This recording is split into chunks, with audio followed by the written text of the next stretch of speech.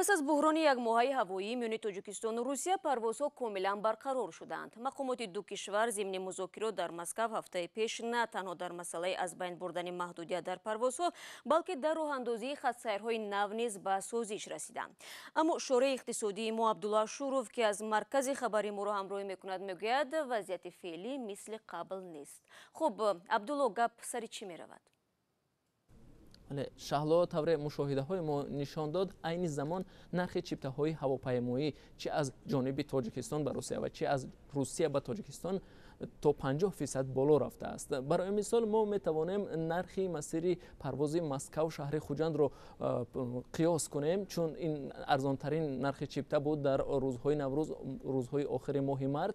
مثلا در روزهای نوروز نرخ چیپته شرکت اورالسکی آویالینی در این مسیر 4.5 هزار روبل روسی معادل 550-600 سامانه تاجیکی بود. اما عین زمان این چیپته را مسافران از 10,000 روبل روسی ارزانتر پیدا کرده نمیتوانند. طوری ما میبینیم یعنی تا 50% نرخ‌ها بالا رفتند.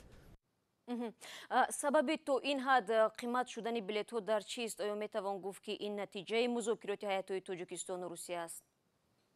بله شهلا، عین چنین یک گمانزنی ها میان مهاجران که بیشتر از مسافران این مسیرها هستند و بیشتر از در این مسیرها پرواز میکنند وجود دارد. کارشناسان هم همین گونه یک گمانزنی ها دارند که در مذاکرات دوشنبه و مسکو بر سر شرکت های هواپیمایی مسئله نرخ مطرح بود و اصلی ماجرایی که در انجام ماه مارس و اپریل سر زده بود مسئله نرخ بود.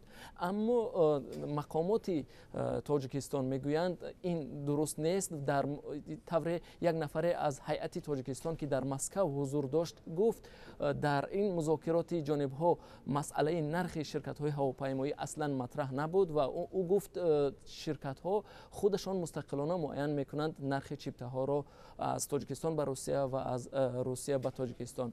اما یک نکته دیگر این است که البته نرخ شرکت های روسیه تو سر زدن ماجرای هوایی بین تاجیکستان و مسکو نسبت به شرکت های تاجیکستان ارزان تر بود. اما حالا طور ما مشاهده میکنیم نرخ چیپته های هواپیمایی شرکت های روسیه با شرکت های هواپیمایی تاجیکستان عین زمان برابر در سطح بالا قرار دارند.